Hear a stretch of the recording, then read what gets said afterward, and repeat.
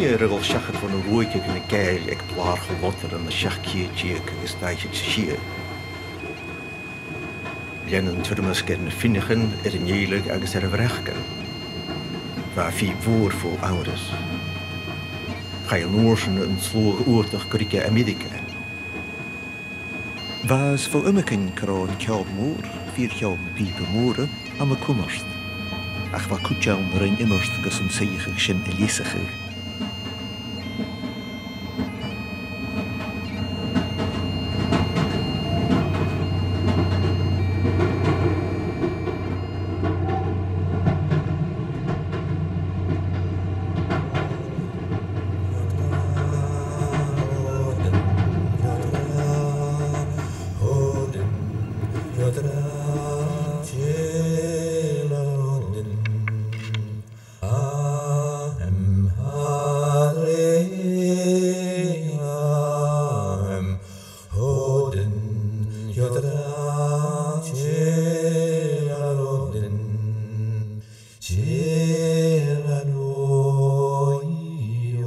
An yn eici diag agos fichyd an y siawn twy, hwyr ag siawn fi fôr ag ydych fi lochfor.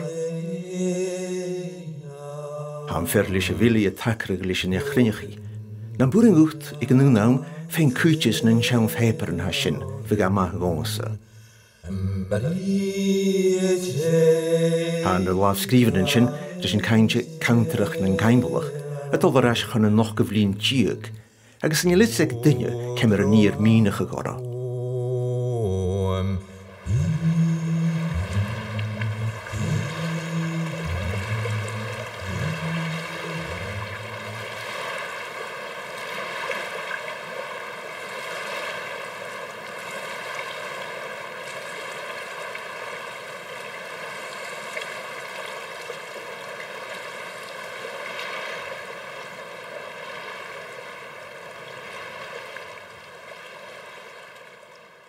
Je crois avoir été avec mon père et mon frère Dominique. On devait avoir peut-être 10-11 ans. Et on a dû voir un groupe, un pipe band écossais avec des kilts, avec des bonnets, tout ça. Et le frisson, le son de la cornemuse, espèce d'être gigantesque pour moi, petit garçon, et de voir ces... Et c'est resté quelque part dans un coin de ma tête. Les bourdons, c'est cette espèce d'aura qui se dégage d'un pipe band, c'est l'enveloppe sonore des bourdons.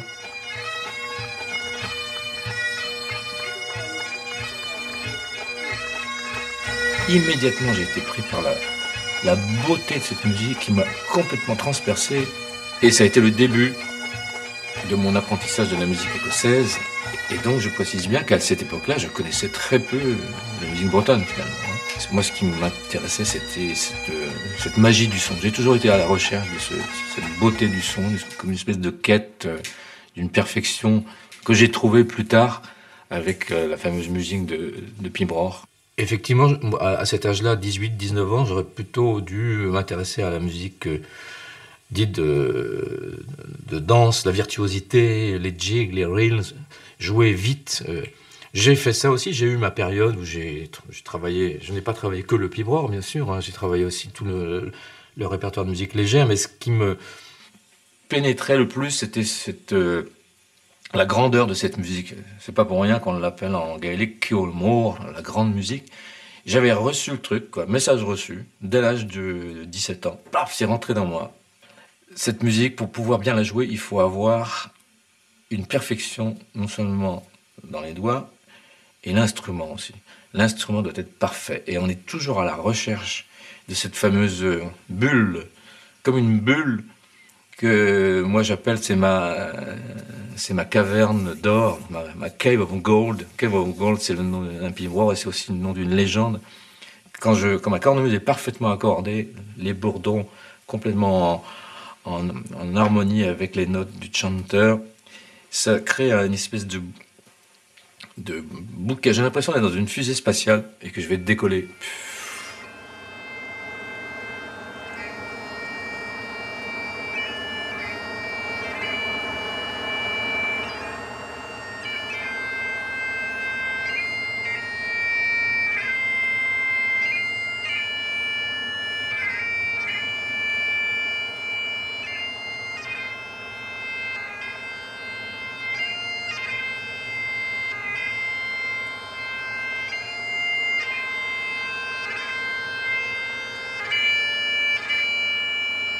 Pibre, Kilmore.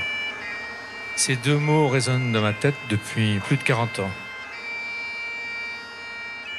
J'ai eu la chance, moi, dès l'âge de 20 ans, de recevoir cette musique de mes deux maîtres, Robert Hugh Brown, Robert B. Nichol, qui était sonneur du roi George V et de la reine Elisabeth au château de Balmoral.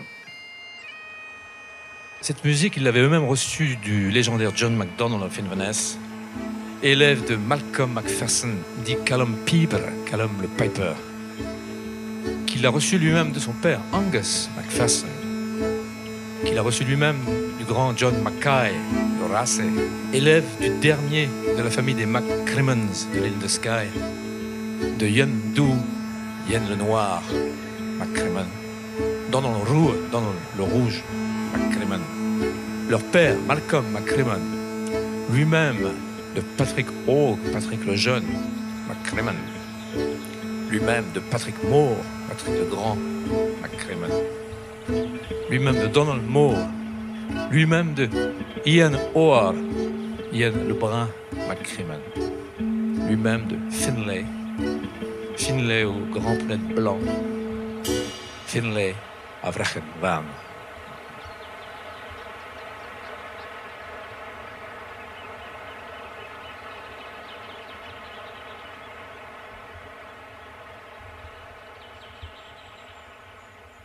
I started to learn the pipes when 6 or 7 years old, but I have a very long connection with piping, perhaps longer than any living man today who plays pipes.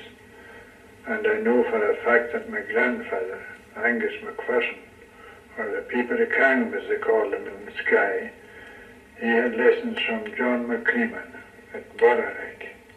But unfortunately, living in the age that we're in now, the Peeper has changed very rapidly and very much in my day. And I'm afraid that it has lost the soul that I've heard in it, played by the old men, and has become mechanical, rounded off, and consequently you haven't got the lift or the spirit in the music that I've heard in my day. Et Angus Macpherson, là, quand il parle, il a plus de 90 ans. C'est l'époque où je l'ai connu, moi. Depuis des années, il jugeait tous les ans le concours de Portree. Et on m'avait présenté à Angus, qu'il avait dit il y avait de la place pour 6 entre vous et le deuxième. Et je ne connaissais pas, évidemment, tous ces enregistrements. Je ne savais pas qui était ce monsieur. Donc, il était né en 1877. Et il explique bien là que son grand-père, lui, a été élève du dernier MacCrimmon, John Dhu MacCrimmon. Donc c'est vraiment en ligne directe un enseignement que j'ai eu la chance d'avoir moi à 20 ans, quoi, par l'intermédiaire de Bob de Balmoral. J'ai fait des petits concours, ce qu'on appelle les Highland Games, là où on voit donc le lancement du tronc d'arbre, Caberfield, le tir à la corde, le lancement du poids, et puis donc dans chaque coin du stade, il y a des petits concours de solistes et tout ça. Et j'ai glané quelques prix ici et là. J'ai été jugé justement par mes deux futurs professeurs, Robert Brown et Robert Nichol, qui étaient tous les deux sonneurs de la reine Elisabeth. Et je suis allé voir Robert Brown et je lui ai demandé « Est-ce que je peux prendre des cours avec vous ?» Et comme il venait de me donner un premier prix, il a dit « Bon, ben, passe me voir, je verrai ce que je peux faire. » Il ne m'a pas donné de réponse positive, mais je verrai ce que je peux faire. C'est ce que j'ai fait, je suis allé chez lui et puis j'ai dû lui jouer les pibroirs que je connaissais déjà et que j'avais appris à partir de bandes magnétiques. Et il m'a arrêté. « Where did you get that? » Où est-ce que tu as appris ça? Ben, j'ai confessé, ben, j'ai copié. Ouais, il a eu un grand sourire. Ouais. Il me dit, je préfère ça que plutôt que tu apprennes dans les bouquins. On ne peut pas coucher l'âme du Kilmore sur un morceau de papier.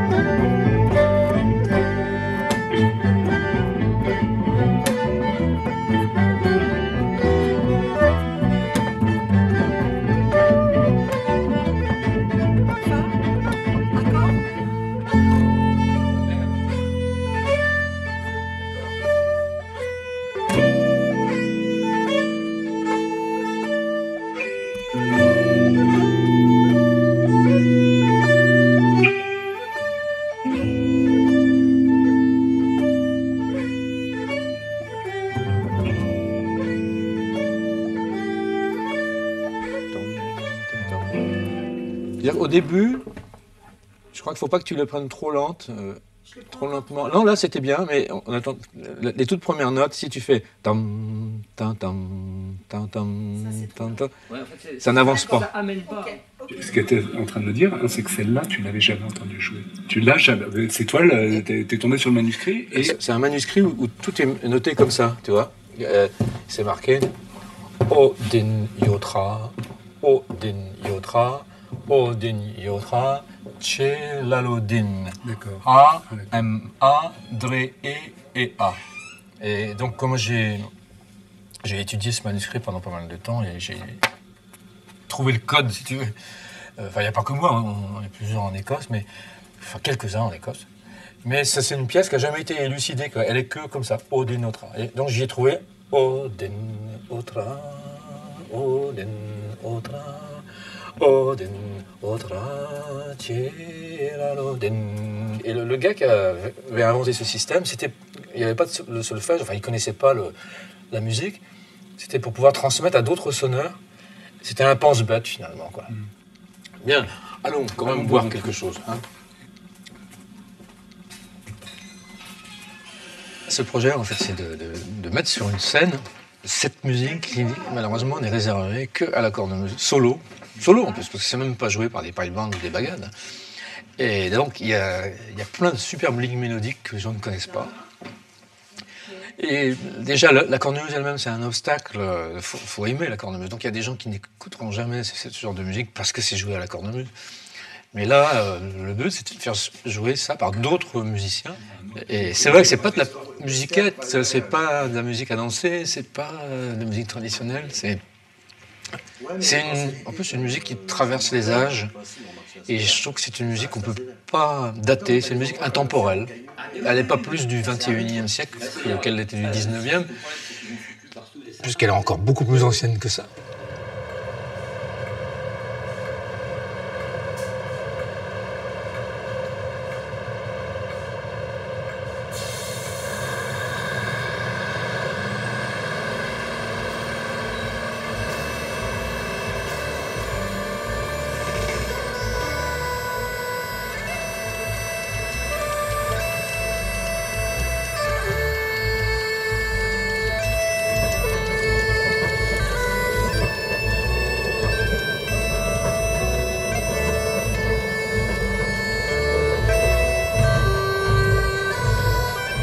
Ans na mi an luisian agus van amsin an riochgan túf sir na chearpa, fydd barst agus luch ciúl a gwpar gus na ferchganin as úisle arstachu.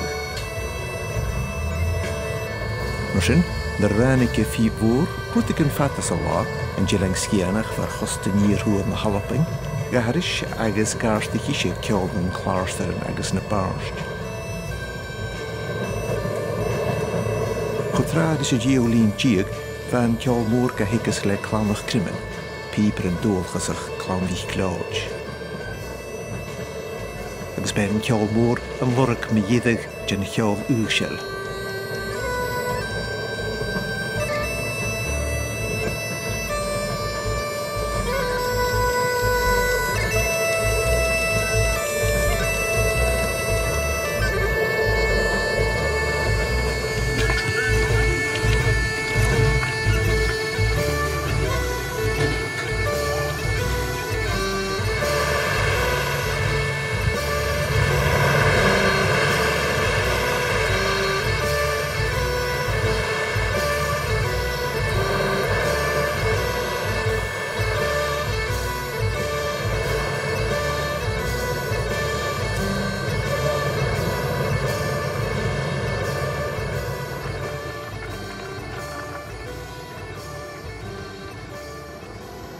Ah, gymra hw, ac eto, Vloeg. Haalt je toch niet langs skiën? all I can say in Gaelic, sorry. Well, I just said welcome to the Isle of Skye.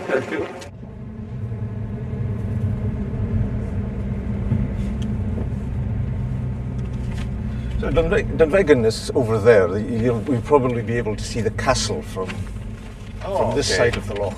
Yes. Eventually. The MacDonalds, there had been some strife between the two clans, and they saw the MacLeods coming and went to hide in a large cave. And they were discovered there, and rather than taking them out and letting them free, they just piled anything that would burn at the mouth of the cave, and the MacDonalds were suffocated. And so the legend says that an old woman managed to escape, and she threw a curse. The chief of the MacLeod was humpbacked. Yeah, humpbacked, yes. He was humpbacked, and as long as there will be MacLeods, they will all be humpbacked. And so the legend says that he gave the name MacCrimmon because crum, I think, means crooked. Chrome is, yes. So that's the legend, anyway. Yes, yeah. I think, as I was saying earlier on this week, Patrick, there are lots of stories and Myths. Only a proportion of them are true. My eyesight isn't great, and the lettering has deteriorated a bit, but from what I can see from here, it says Carn Cuine Clown Vich Crimmen, Va Ogolchus Nen Pieperen, Ik MacLeod, Fat Ich Jinjelach. This cairn was erected when? In the 60s? In the 60s, I think. And there's a lot of speculation, a lot of dispute as to exactly who they were and what they did. But I think it's fairly certain there were an important line of MacCrimmon pipers, and they left us a tremendous legacy of tunes. Of tunes, that's the most important, yes. All the big clans had a retinue of people who did things, specialists. They would have a harpist, a bard, pipers, and I think the MacLeods had a clown as well. A clown, yes. Gaelic also says, and it's near this particular spot, they had their piping school. It wasn't a modern college by any manner of means. It may have been just a small room. A wee shed. A wee shed, yes. The MacCrimmons would have gone from here, across the loch here, to Dunvegan to play there. It's not particularly precise, but it's just over there.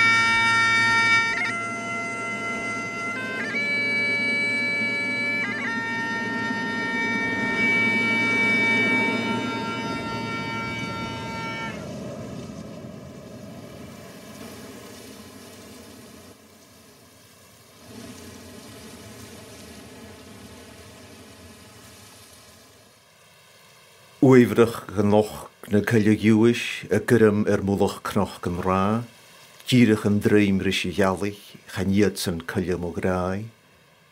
Fudich mi rische vihe, gus a jiki mach an carn, gus an bi an bierag ule o veine lichke fascal.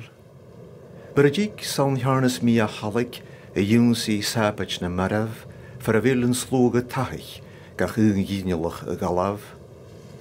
Het haast aan de halk, klan längs, klan de kloot, na woundri lien wichtige halm, gonnochges ne murf bio.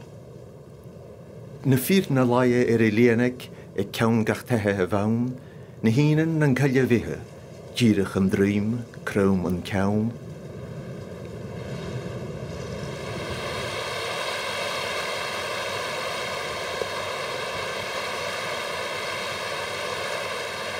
Well, Callan, I don't know if I told you that one of my cousins has done some research in genealogy Do you say that? Genealogy. Genealogy, yes. The genealogy of his mother, on his mother's side.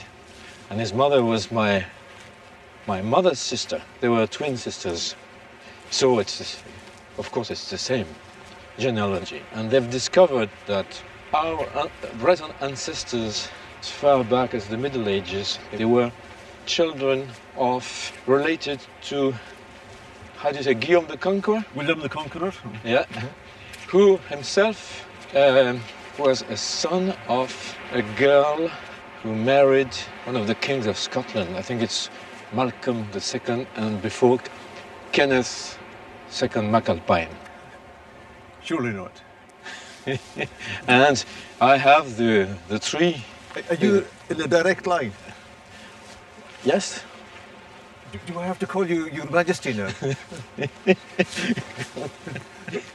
Can I take my jacket off so you can walk over the puddles? Well, I accept to take you as a gilly. Yeah, it's good to carry my pipes. Do I have to carry you?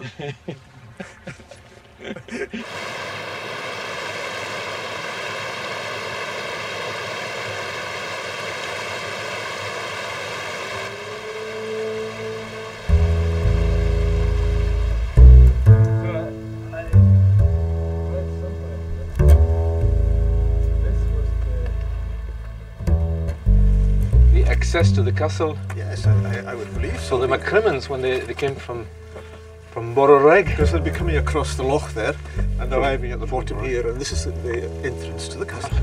Yeah. Up to the top. Yeah. I see. Yeah. We up here and into the castle.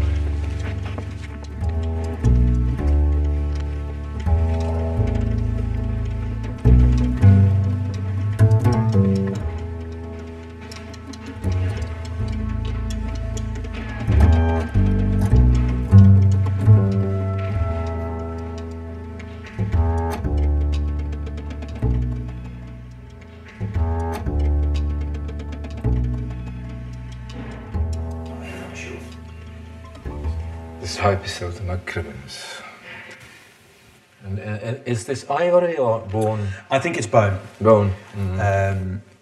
Ayres has these ones here. You can see that this is probably done at the same time. Even the patina is different, so it's lighter than this is. Probably because it's had more hands on there to kind of do the tuning. That is thicker wood, so that's quite good condition. The bass drone is worse, but the tenors are actually quite good.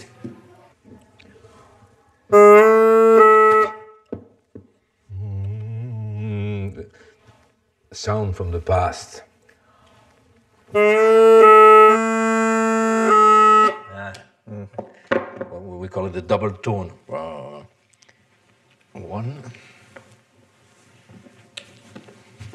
It's 2 and 3. You're trusting him. Oh yes. I trust Patrick more with the instrument than I do myself, probably. So here's the blowpipe. If I understand it correctly, they replaced the blowpipe with a more modern one, and that used to be the original one. Okay, yes. Because now I remember when I was young, I first saw these pipes in the window. I remember you could see the teeth marks. I'm sure with my eyesight that I can see anything. Or maybe it's just imagination. If we keep playing the pipes to maybe once every 20 years, I think they should be fine. Well, of course, they're not playable. The speckled pipe is of the MacCrimmons.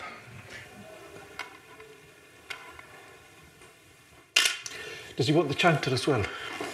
Yes, and if you could take a picture of this chanter too, because it's incredibly close to the Donald MacDonald chanter. This piece of paper, I don't know what it is. There's a kind of a love-hate relationship always with the pipes. People either love pipes or they hate them. But being in this part of the world, you have to love them. There's no other way. If you don't like bagpipes, you better move away somewhere else, because bagpipes and the music is everywhere around us. It's embedded in the Highland culture, in the island culture. Even if you look at the Gaelic, the Cantaracht, everybody has got a very close connection with pipes. This is the Seaforth Darton. It's not in a very good state, but because that could interest my friend Pierre Blanchet.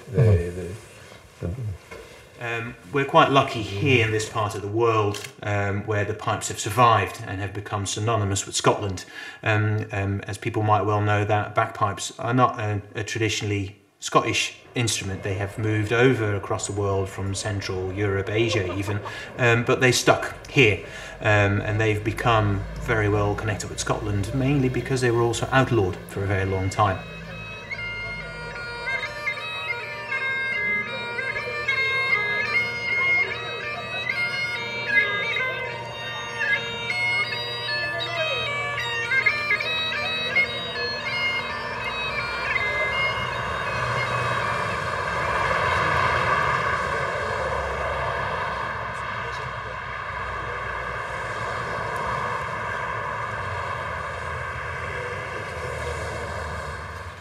Ce que j'ai appris, c'est qu'il n'y a que les hauts de Bourdon qui sont d'origine, et le bas aurait été refait par Peter Henderson de Glasgow aux alentours de 1900. Voilà. D'accord. Ouais.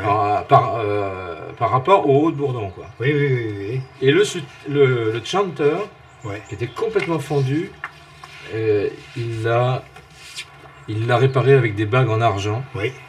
Parce qu'il est fendu complètement. Oui, on le voit. On voit qu'il a. Et il a mis une nouvelle sole. Et l'autre, on voit qu'il a des heures de vol. Ouais. Je ne trouve plus la sole. Ouais, oh la vache. Oh là là. Ça ressemble quand même pas mal à McDonald's. Ben oui, regarde. Alors, au niveau du look, parce que maintenant les sols on les fait plein. Le blanc là, ça va jusque par là. Ouais, tu vois.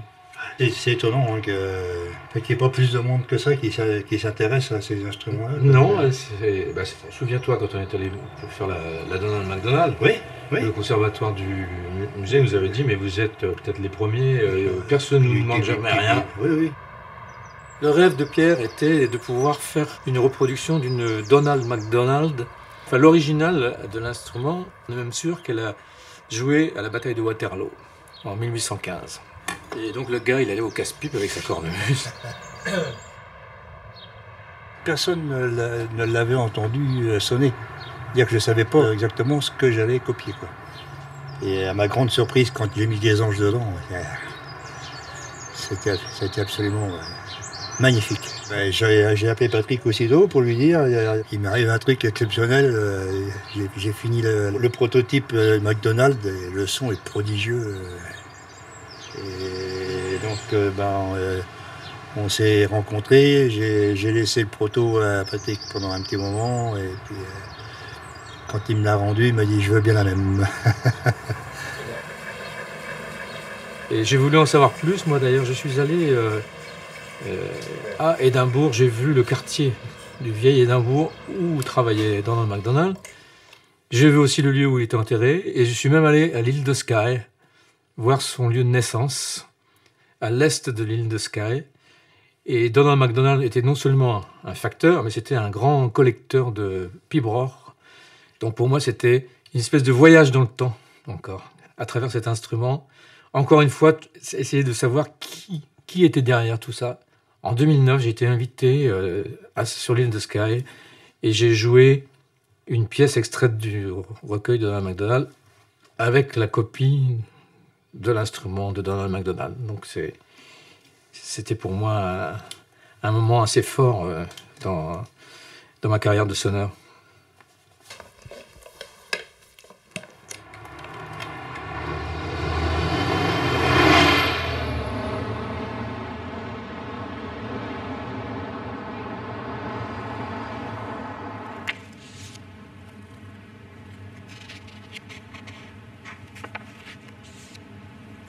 This manuscript and the second volume, it's in the importance lies in the age of this kind of notation of pibroch music. People had always realized that there was a way of taking down melodies in this way, but nobody had ever seen it written down. And then what they saw now was a manuscript of considerable age, which had recorded these tunes in this way. And they managed to work out how the system worked as well, but it's still a matter of research. I've never heard one of the tunes. I would love to. So there is a way of reading this, but it is very difficult, and I'm sure you must be quite an expert in pipe music to understand it.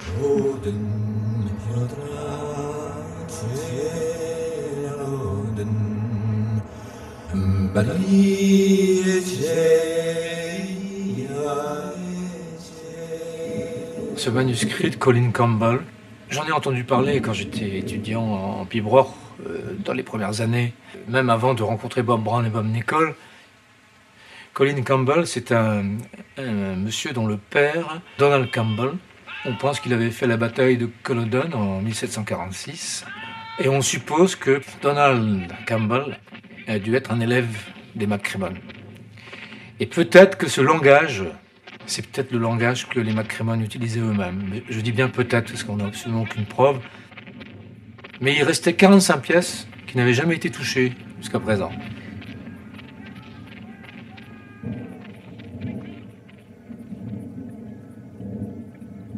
Patrick came to Aberdeen in 1971, thereabouts, and he was a French assistant in the grammar school in Aberdeen. And he was very keen. He came because he wanted to get lessons from Bob Brown and Bob Nicol. I became aware that Patrick was interested in it about 10 years ago, probably. He started to send me some recordings of tunes from the Campbell Canteract. Until that time, I knew very little about it. So Patrick came to our conference 5 years ago, and he played some tunes that had never been written down. And I thought, well, it'd be good to illustrate these with the music on the screen. And I said, have you got the music, Patrick? He said, oh no, I haven't got the music. I just read it from the words, you know, the hieroglyphics. And I said, well, wouldn't it be good? And he agreed. And so that's when we started. Il y a eu plusieurs étapes. Des fois, je lui envoyais simplement mon chant avec le Canterach. Hi harintra, iotradre.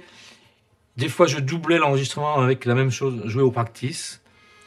Des fois, je prenais ma cornemuse et je jouais toute la pièce entièrement. Et lui, à l'autre bout, à Aboyne, il transcrivait avec son logiciel. Moi, je ne maîtrise pas du tout les logiciels d'écriture de partition. Presque 5 ans de travail tous les deux. Et avant ces 5 ans, moi, beaucoup de travail d'imprégnation, des tentatives, j'ai failli plusieurs fois abandonner et j'ai vu que j'arrivais au bout du manuscrit.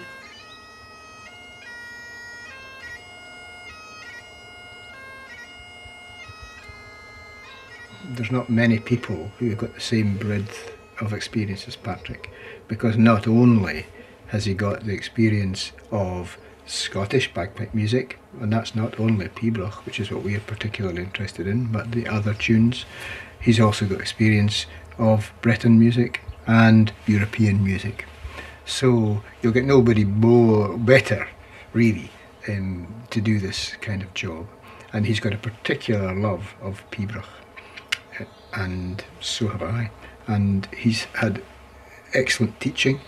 He's thought about it for years and years and years, and that's very important. And yeah, he's a good guy for the job. He's all right. Perfecto. Perfecto. And so my last tune will be One of the Deads. Yes. You know what that minor, is it a minor fourth? That P. Yeah. You know what that's called? No. The Devil's Interval. It's lovely. That's what I think is fascinating. Yeah. Dohidi horidi hore honti ampo honti yoga yohi anu.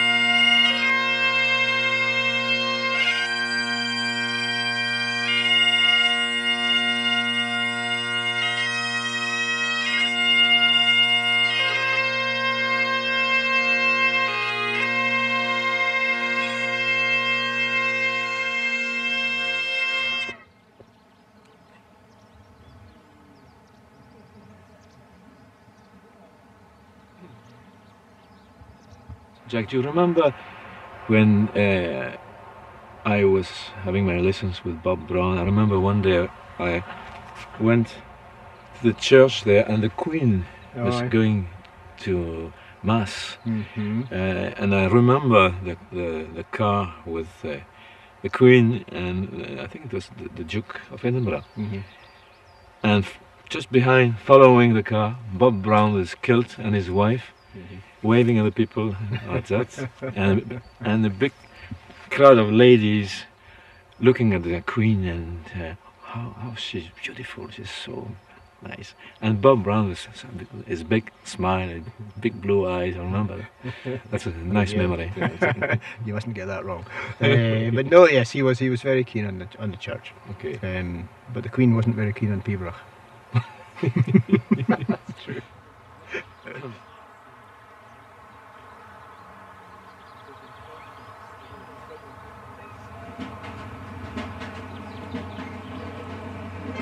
La phrase favorite de Bob Brown, toujours, c'était le Pibroch, c'est le portrait d'un sentiment. Ce ne sont pas que des notes de musique, c'est le portrait of a feeling.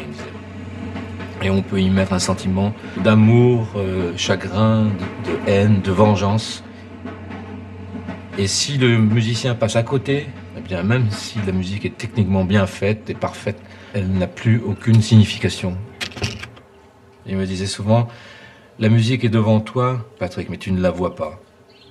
Et il n'y a pas que les notes qui sont importantes, il y a ce qu'il y a entre les notes. Malheureusement, maintenant, cette relation de maître à élève existe de moins en moins, et l'enseignement des Bob, c'était avant tout par le chant. Alors que le Colin Campbell, c'est et lui chantait un chanting, comme disait un cantera, qui était une imitation, je pense, de son propre professeur. Alors, moi, je me demande comment tu es arrivé à déchiffrer ce cantera, parce que c'est pas évident. Ce que j'ai fait, j'ai regardé les variations après, et dans les variations, j'ai réussi à trouver qu'il y avait une pulsation à 3 temps. Et donc je suis retourné vers le thème, et j'ai trouvé Ti arentra otra andre otra iodro dentro strong medium strong et strong medium strong, et je me suis dit ça y est, c'est ça, c'est un air à 3 temps. Et la mélodie s'est déroulée après. Otra dre, adre tra, dre dro dre, irondo han, iambantra, iotra dre, adre odro, iodro dentro. Mais bien sûr, j'ai fait travailler mon intuition. Autrement, c'est des successions de temps comme ça. Et c'est souvent pour ça que les gens n'accrochent pas au Pibroch, parce qu'ils ne voient pas du tout de début ni de fin, quoi. C'est la seule manière qu'on a. C'est comme si tu mettais des virgules, que si tu parlais sans mettre de virgule, ni de point de virgule, ni de point. Donc c'est tout pareil, toujours comme ça. Tu vois, là je te parle comme ça, je ne m'arrête pas, puis je le donne. D'ailleurs, souvent, Bob Brown, il faisait tourner comme ça.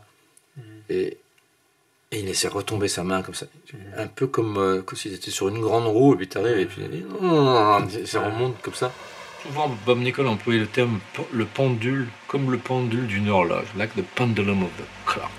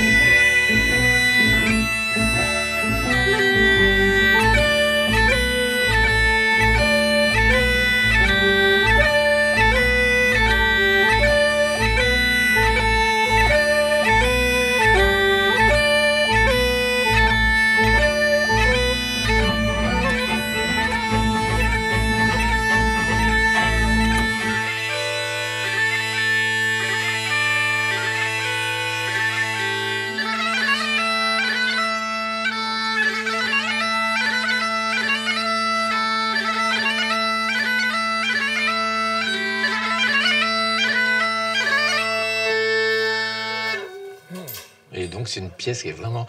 C'est une exploitation jusqu'au bout. Et c'était le meilleur élève des Macrémon, Jan Dalmakai, et c'était un sonneur aveugle ses copains qui étaient jaloux parce que c'était lui le meilleur élève des Macrémon sur l'île de Skye. Jaloux, les autres l'avaient poussé du haut d'une falaise et il en est sorti indemne. Et il a composé ce truc-là après en disant, vous voyez, je suis toujours vivant, c'est l'obstination. Et ce type-là, il a composé que des chefs-d'œuvre. Est-ce que vous avez vu pour le dispatch des chants? Il y a un travail de transmission, mais un travail de création artistique, puisque je recrée des choses qui n'ont jamais été jouées. Le résultat final, je ne peux même pas l'imaginer. J'ai une petite idée, mais c'est encore au stade de travail de la matière, quoi. Et on va peut-être trouver quelque chose qu'on n'avait même pas imaginé nous-mêmes, quoi.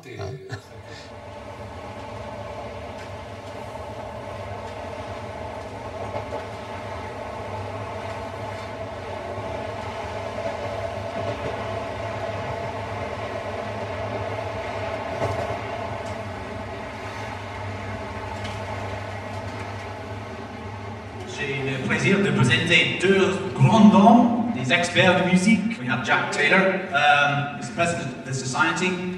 On the right, as you look, is Patrick Mollard, who is the nearest I think you get to a rock star in piping, and of course studied also with the Bobs of Balmoral. So a real link here between Scotland and Brittany. I'll start off with the pipers meeting, and we'll talk about that. You can time differently, and every tune we've made that point. Timing is at the discretion. Notes are flexible, they're going to be bent. So really we opted for the kind of paper society house style. Then on my own, I carried on the job for years, never happy with the results, and finding new solutions for some tunes which we had left aside because they were too difficult to decipher. In order to find the rhythm and phrasing, particularly in the Urla, I decided to use Bob Brown's method of teaching, which he called the scansion of the tunes, trying to determine the number of beats in each bar or phrase. And it helped me a lot to decipher the rhythm of all the different phrases.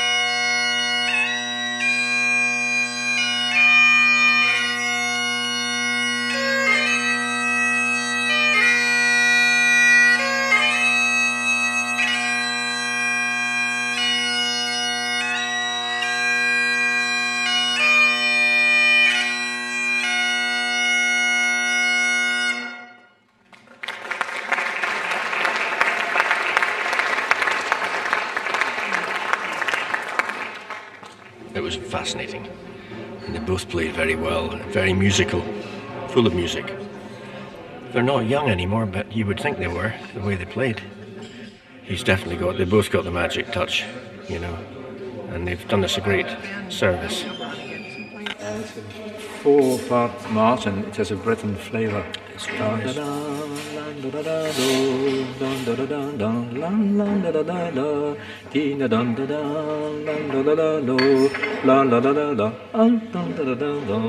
The music is always a gift, and the the way that it's passed from teacher to pupil is a very special gift, and one that makes each piper want to give to the next student. And so the way that it was passed for generations by singing, and so we always try and get the emotion in the singing.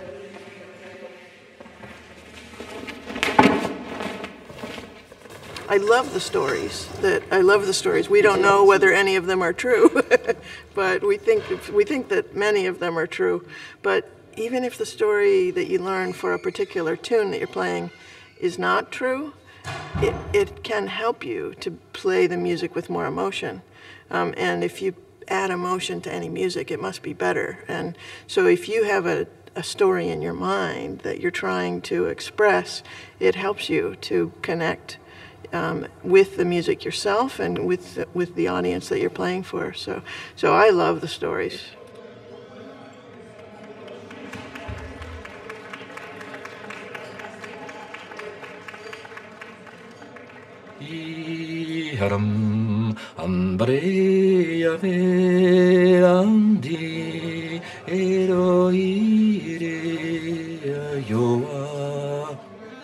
La Man for the Little Supper, ça raconte l'histoire de deux clans qui s'étaient battus pendant des siècles. Et un jour, il y a un chef de clan qui a dit « Bon, il est quand même grand temps qu'on arrête les bagarres. Je vais les inviter pour un banquet, là. Et puis, on va faire la paix. » La table a été dressée et ils ont fait asseoir les deux clans en alternant les membres de clans. Donc chacun avait un ennemi à sa gauche ou à sa droite.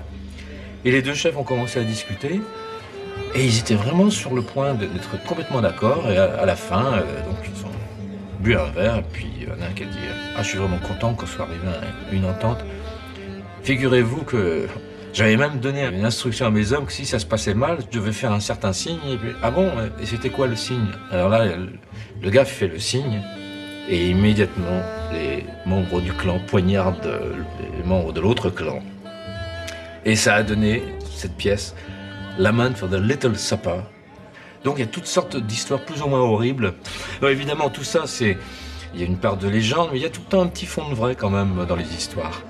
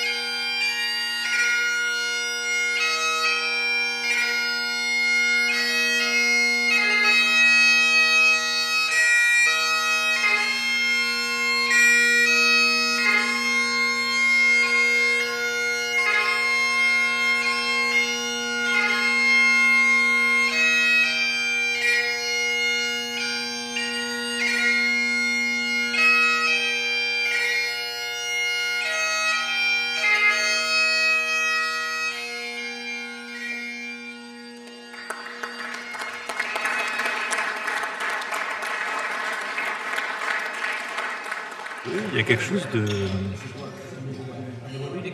d'un peu inexplicable. D'ailleurs, il y a beaucoup de gens qui n'aiment pas le pipeau, hein, et je les comprends. Surtout un pipeau mal joué, c'est rasoir, hein, il faut dire les choses. You instantly know if it's correct. If you have spent your whole life studying this music, playing this music, something tells you immediately it's real, it's genuine.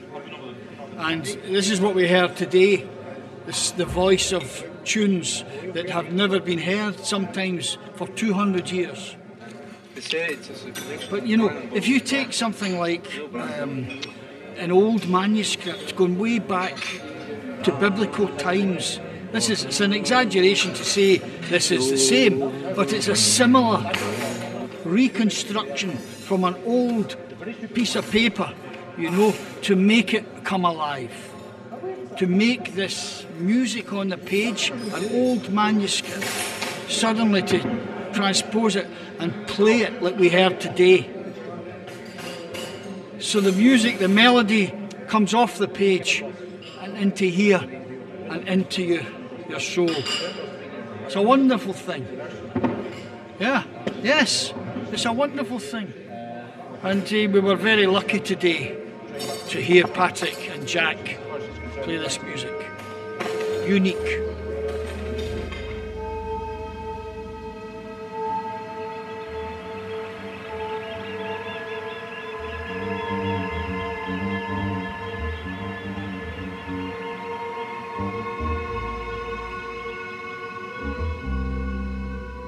Quand on entend cette musique-là, on tombe dans la fameuse caverne d'or.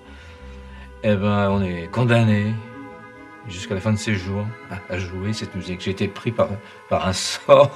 Les gens vont dire que je suis complètement barré, mais il y a une emprise de cette musique-là. Elle a un pouvoir sur les gens. Et quand on se laisse aller, il faut surtout pas essayer de comprendre comment ça marche. Il faut se laisser aller et il faut que ce soit très très très bien joué. C'est-à-dire le musicien doit y mettre de la vie, de l'expression, du relief, de la lumière et de l'ombre. C'était encore l'expression de Bob Brown, light and shade. Et j'avais demandé à Bob Brown une fois, est-ce que vous êtes déjà arrivé à la perfection? Oh Dieu, si j'étais arrivé à la perfection, je crois que ça fait longtemps que j'aurais arrêté. Mais je poursuis toujours cette perfection. Et il terminait en disant, le Pied Noir, c'est l'histoire de toute une vie. It's a lifetime study.